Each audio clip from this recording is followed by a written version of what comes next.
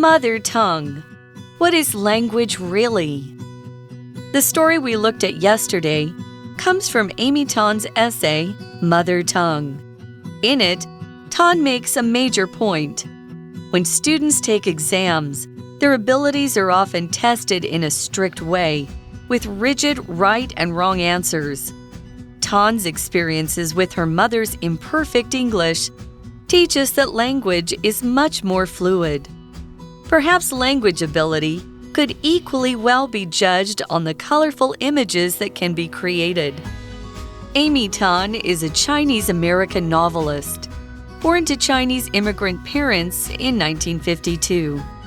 She is best known for exploring the complex relationships between Chinese women and their Chinese-American daughters. Her first and most famous book, The Joy Luck Club, is structured like a mahjong game. It weaves together 4 parts with stories about 3 Chinese mothers and 4 American daughters. Tan and her mother shared a strained and complex relationship. Tan's mother always wanted her to be independent. The two didn't speak for 6 months after Tan dropped out of college to follow her boyfriend. However, Tan went on to become a celebrated writer, winning many awards for her work. Hi everyone, welcome back to English for You. I'm Pat. And I'm Chickling. And today we're going to continue with our article on language.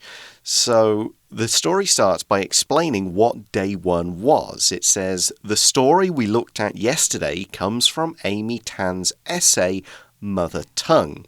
So this wasn't a book that she wrote. It could be anything from 5 to 6 pages. It's not really a short story. An essay would be more of a true story about somebody's thoughts on something. They're examining a topic from different angles, maybe trying to make a particular argument, giving their reflections on it. It's something that a lot of writers will do if they've got something they want to say, but they can't quite say it through a novel or a story. And we see in it, Tan makes a major point. So this is the important message of this essay.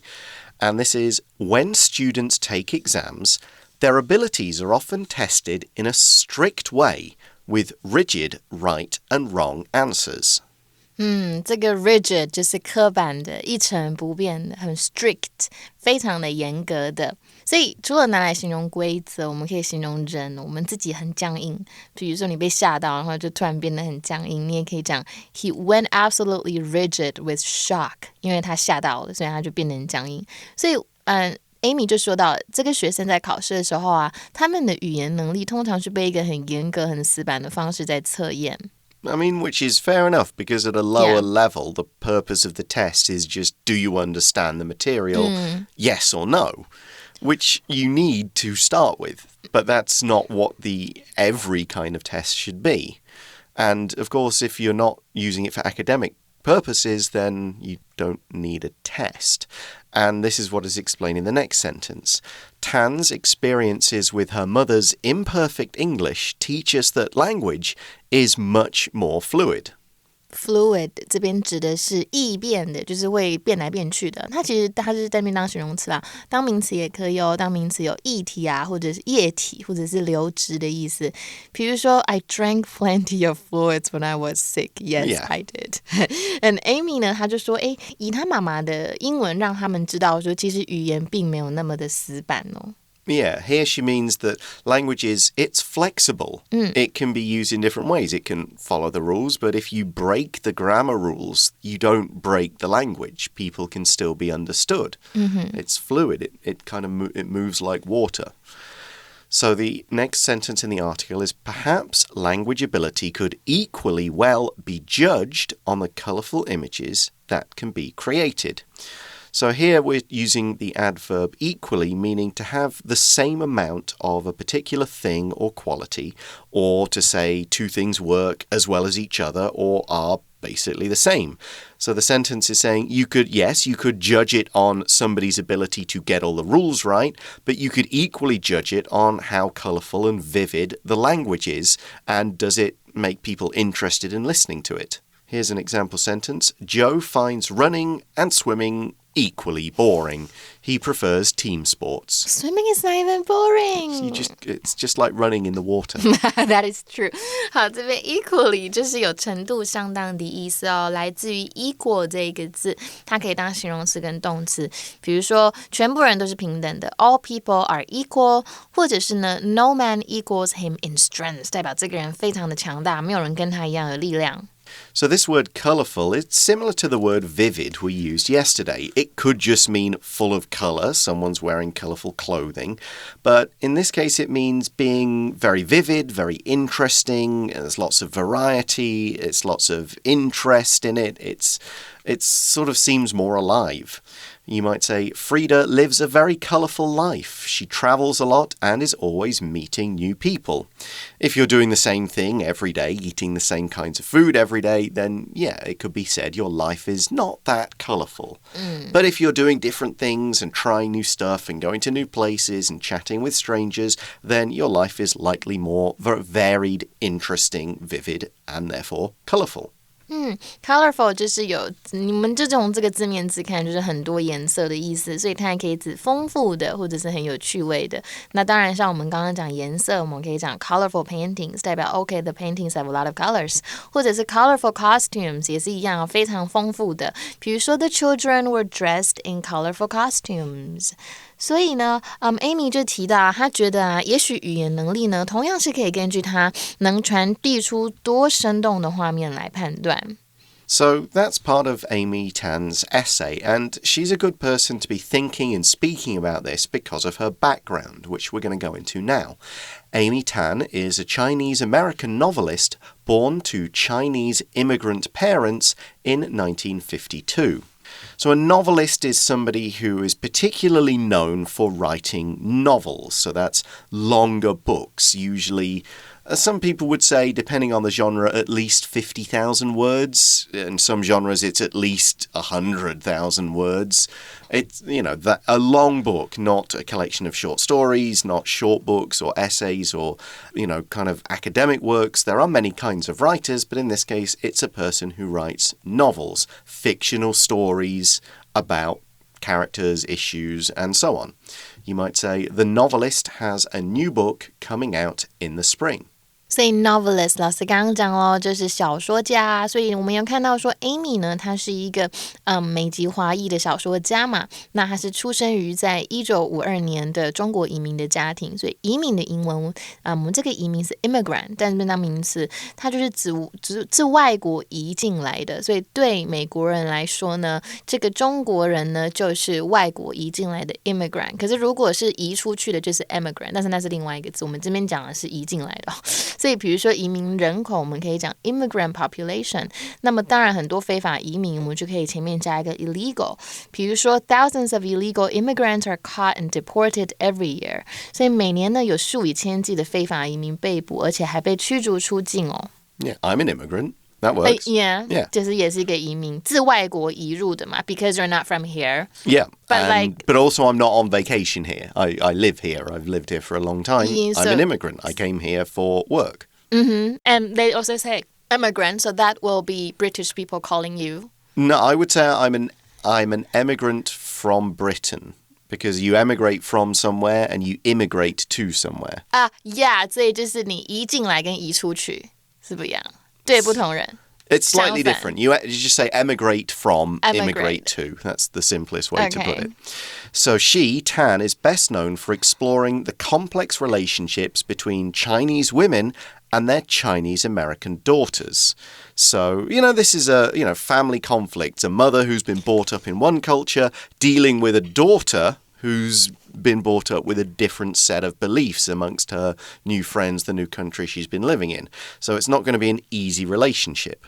Yeah, 真的。所以呢，这个 Amy 呢，因为探索中国女性跟她的美籍华裔女儿之间的复杂关系，然后才出名的。这边有一个 best known for something， 就是以什么被最为知名。因为我们原来的片语叫做有一个 well known for something， 所以 best known for something 就是以什么最被知道的意思。So it means she's done other stuff, but this is kind of what made her quite famous. And this is how she really started. Her first and most famous book, The Joy Luck Club, is structured like a mahjong game. which is quite an interesting way to look at it. Here we're using structure as a verb, and it's being used to mean to set up or build or construct something in a particular way. Now, when you're writing, most people will structure their story as in we start at the start, we then go to the middle, and we get to the end. But you could structure your story by starting in the middle, and then maybe you learn about the beginning later. If you think of certain movies, they're structured so that they're three stories that don't seem connected, but they end up being connected. Other stories are structured in different ways, depending on what you want to tell and how you want to tell them. You might say the movie is structured like a fairy tale that's being read by a man to his grandchild.所以代表这个电影呢就有被组织成像是一个童话故事的意思，所以 structure 呢有安排组织，那么所以组织良好就是 well structured。比如说 I love this sentence. A well-structured short answer is better than a weakly structured long answer. So I can only say yes or no. 所以呢 Amy 的第一本呢也是最著名的书哦，她的书叫做什么呢？喜福会，它的结构就类似于像是麻将这个游戏一样。Okay, so let's look at how it kind of is a bit like a mahjong game. This novel, weaves together 4 parts with stories about 3 Chinese mothers and 4 American daughters. So a mahjong game has 4 players. There are kind of like 4 sides to it. I don't know how to play it. I know there are 4 sides and 4 players. So if you have 4 players, then, and every now and again, one player is kind of more like competing with one other to see who can collect a particular kind of tile. Yeah. And then they'll change. Okay, now I need to work on beating this player instead. So it's like different relationships in the course of a single game. So here you have different relationships in one single story. But they're all woven together.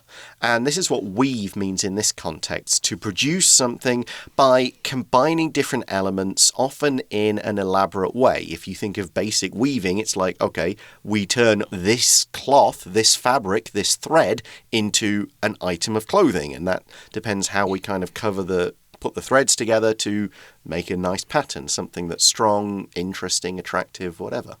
You might also say the book weaves together the stories of many different characters who are experiencing the same event.所以 weave 这个字啊，老师刚刚讲的，它就是编造的意思。三态就是 weave, wove, woven。那所以你把什么东西编排在一起，就是 to weave something together。所以如果呢是织布的工人呢，就是 weaver。比如说 textile weavers receive low wages in the rural areas。农村地区的纺织工工资是不高的。所以这个喜福会啊，这个故事哦，它是由4个部分编织而成。就像老师刚刚讲到麻将这个感觉，它讲述了3位中国的母亲跟4个美国女儿的故事。And she was a good person for writing about this, and this is still part of her background. Tan and her mother shared a strained and complex relationship. Strained 就是很紧张、很紧绷的，所以其实 Amy 跟她妈妈的关系很紧张跟很复杂。And why is this? Tan's mother always wanted her to be independent. If somebody is independent, they are free to make their own decisions. They are able to support themselves. They're not relying on somebody else to make their money, buy their food, cook their meals, clean their home. If you're independent, you can do all of that by yourself. You don't need another person's support. You might say, for example, Neil isn't very independent. He still lives with his parents at age 30. 所以 independent 就是独立的跟自立的哦。So does it mean financially independent it too? could. It could mean financially independent, and it probably depends on the context you're talking about. Yeah. Because a kid could be independent. They could, play by themselves, be able to look after themselves, but they can't be completely independent because they're a kid. So it could be financially, could be just mean in terms of your maturity level. Something like that. Yeah, 所以 independent 这边是形容词哦，一个人独立自立的意思。那老师刚刚有提到，就是分不同的 context、不同的话题、不同的主题，会有不一样的意思。所以当名词的时候，就是 independence。所以比如说 ，nothing is more precious than independence and freedom。所以 Amy 的母亲一直希望 Amy 是可以独立的。And this caused problems. We see the two didn't speak for 6 months after Tan dropped out of college to follow her boyfriend. So to drop out of, we typically use this for schools. It means you give up. You stop taking classes. You don't finish your course. You just go, I'm not going to class anymore. I've kind of failed this, and you're out. So, yeah, if you want your child to be independent, you go to college, get your degree, get a job, not stop your college education and then just follow around your boyfriend not being independent. 所以这个 drop out of something 就是从学校辍学或者是退出某一个活动团体的意思，不过也有中断的意思，像是一个比赛啊，比如说 he dropped out of the race because of his wound， 可能他受伤了，然后他就没有继续跑步。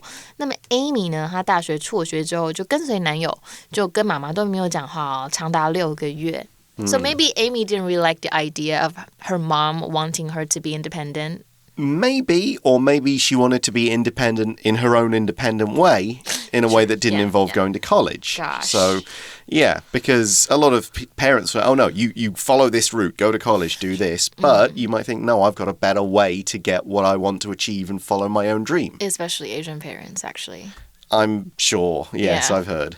So the article then goes on, however, Tan went on to become a celebrated writer, winning many awards for her work.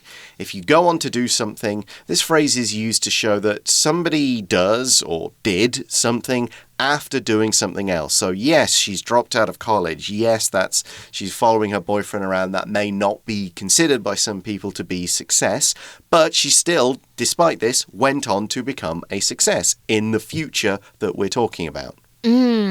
所以呢，哇，很棒。那时候大家觉得，这个辍学小女孩不好，但其实后来这个 go on to do something 代表说做完某事之后继续做了什么。然而呢 ，Amy 之后还是成为一个著名的作家，而且她的作品呢也赢得了很多的奖项。So that brings us to the end of the article. Let's now go to today's For You Chat question. So yesterday's one was about kind of use of English and being judged on it. But this is more, and this one's really just for you. Yeah. Do you speak different types of Chinese when you talk to different types of people? Explain your answer. Well, I think it doesn't depend on who I'm talking to. It usually depends on which occasion I'm on. Like if it's a formal one, of course, I can't use like really casual phrases. So I can't say. But usually, I. Okay, but do you talk? For example, my wife talks a little bit differently to older people than she would to younger people or people her own age. So she tends to be more polite. Yes, I would say so. I think I'm the same, but now I'm changing. I used to be that way. I used to be so polite towards older people, but then now I feel like that the older people, they don't want me to do that, so then I'll just be the same. They want you to be more casual. Yeah. So because they want to be young as well. Okay. So they don't want to be treated like they're the elder, So yeah, I would think it depends on the occasion. Like if it's a formal like podcast, I can't curse here. Okay. I curse privately, of course, when something bad happens. I suppose I could answer this slightly and say yes. When I talk to people from Taiwan, I don't use my real accent or my real voice. Oh, you said that before. Yeah, but when I went home in August, then I'm sure a lot more of my Britishness and a lot more of my regional accent came out because I was talking to people who are native speakers and have the same regional accent. Like if you go all British, maybe I wouldn't be able to understand you. I don't think my accent's that heavy, but you might have thought like you do sound different when you've been talking with your brothers, your friends, your people from the UK. Yeah. So yeah, and I would talk differently doing this kind of thing because I need to speak clearly and slowly. Yeah. Because I'm teaching. Yeah. So there you go. That's all we have time for today. Thanks for listening, everybody. For English for You, I'm Pat. I'm Shigley. And we'll talk to you again soon. Bye-bye. Bye. Vocabulary Review. Equally. Joyce and John are equally tall, so they can both reach the top shelf of the closet. Colorful. My friends are a really colorful group. They're all so different but so cool. Novelist. Jerry decided to become a novelist after he was able to sell many short stories. Structure. Jim structured his vacation plan well, so he knew what he would do on each day. Weave. I want to weave some extra facts about this character into my story, but I'm not sure how. Independent. Claire has always been a very independent person and never asks for help from anyone. 智慧小补帖 Rigid. Fluid. Immigrant. Strained.